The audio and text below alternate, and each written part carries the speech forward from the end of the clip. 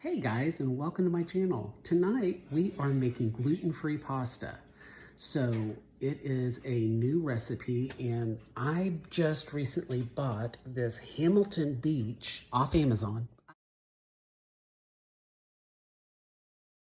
paid for it myself, as you guys know, and I am learning how to make gluten-free pasta.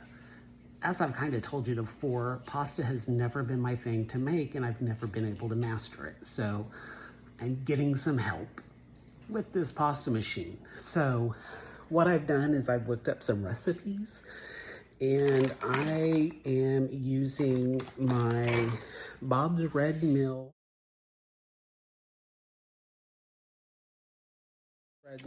one-to-one baking flour, gluten-free. Has all the stuff in there so you don't have to make a gluten-free flour mixture. And so what I've done is I've done that. I found a great recipe, and instead of having to make the flour mixture from that, I've used that. I added a little bit of garlic, because who doesn't like a little bit of garlic in their pasta? And I've done this. It's an egg pasta, so it's going to be really good. And then gonna make, a normal marinara. So we're having spaghetti tonight because one of our daughter's favorite things to eat. And so right now I've got the dough looking really good. So far it's matching pictures.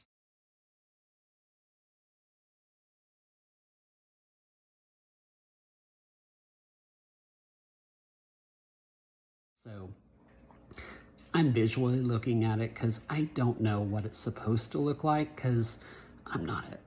I can do anything, baking, all of that stuff, but when it comes to making pasta, I'm not a genius. But anyway, it's going through its resting period, and then I guess it's coming to the next phase, which is extruding, and I get to cut and make the pasta. It is a lot more delicate. So when you're cooking it, I would say get a spider strainer. So that way when you put it in, since it's a lot more delicate, you're not just plopping it in the water. And it makes it a little bit easier and more gentle, because it's only going to be once you have that pasta made and you put it in the water, it's only going to take about 2 minutes to cook. Yeah, it's a very rapid cook. So I'm going to sit here and let this finish doing its weight and rest, and then it's going to go to extrude. And once that starts, I will start back up. We'll talk to you in a minute.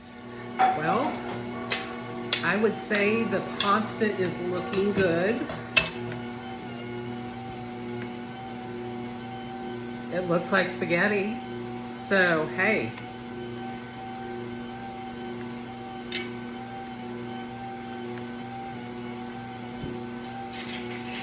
I haven't screwed it up yet. It has, a nice feeling. It's not, it feels like a good, fresh pasta, nice texture.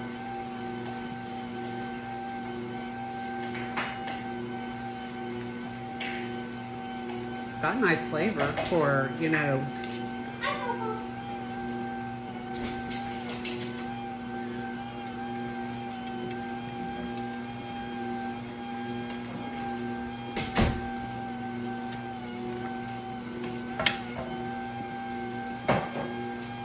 it kind of puts a little flour down. So it did say put a little bit of your flour on your surface to kind of toss it in to help it from sticking. So that is one thing that,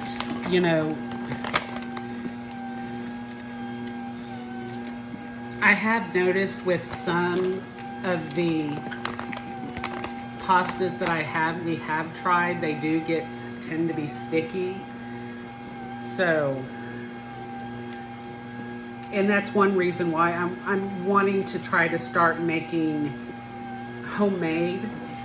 Not also that, it's more cost effective, but everything's better homemade. We have our own garden starting up.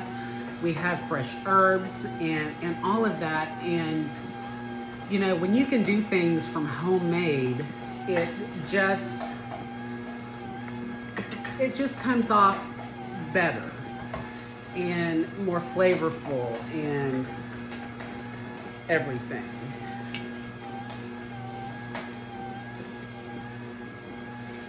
So,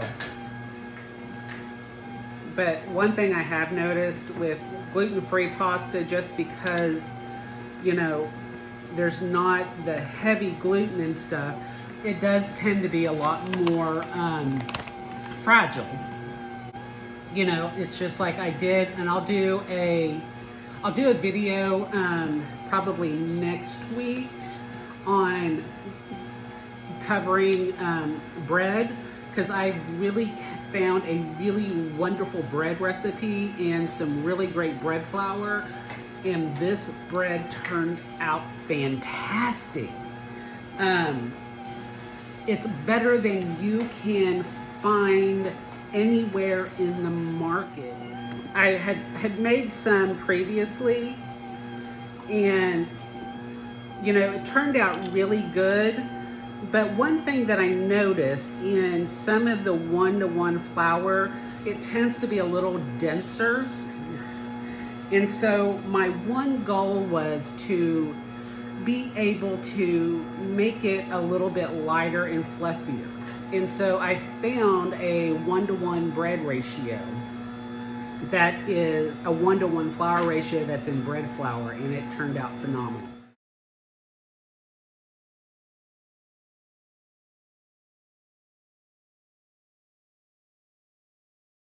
So I'm going to finish these noodles up and all of that, and then I will come back to you when I am putting them in the water to cook and kind of show you how that comes out, and then we'll come back after we get some plated up to show you that, cover the taste, and we'll go after that. We'll talk to you in a little bit. All right, guys, as you can see, the pasta is coming out really nicely. I've got a good amount I'm finishing up.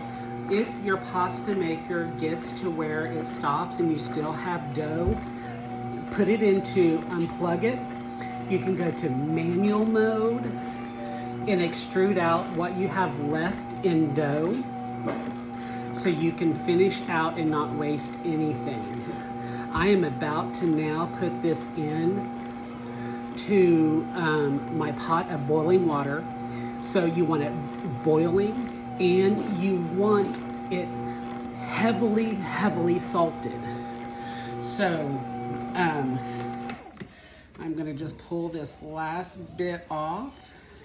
And then, as you saw, I did lightly kind of dust all of this.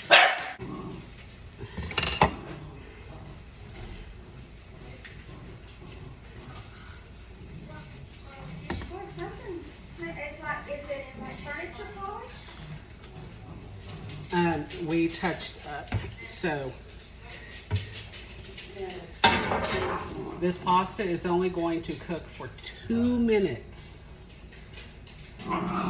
Alexa, set a timer for 2 minutes. And this is where you're going to want your spider strainer in this.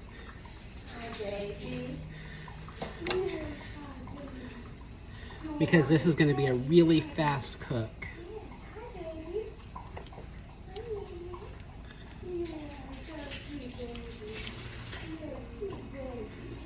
And we have already got our homemade marinara and everything cooked. And then you kind of just want to gently roll the pasta. You don't want to be fussy with it because it is a really gentle, it's a very fragile pasta because there is none of that gluten. And in that one-to-one, a lot of times what it is used to create that gluten is xanthan gum and some of that stuff. So that is how you get that gluten type elasticity and stuff. So, you know, when you don't have those natural glutens, it has to be made up somewhere, and that's where like xanthan gum, all of that comes from. So that's why you want to be really careful with it. And so we're going to let this go for the 2 minutes, and you know, you want to be really observant of it. Make sure that you don't get, you know, boil over like you can with any pastas. Here is a completed plate. Gluten-free pasta, of course, you know, a really nice balanced plate. Some salad. Got gluten. We've got some really good homemade dressing and all of that. So let's try this out. And I will post a link that has, and I'll put the recipe down below. And in this, I added some garlic. That is really good. The pasta is tender. I think you guys are going to really like it. We'll talk to you soon.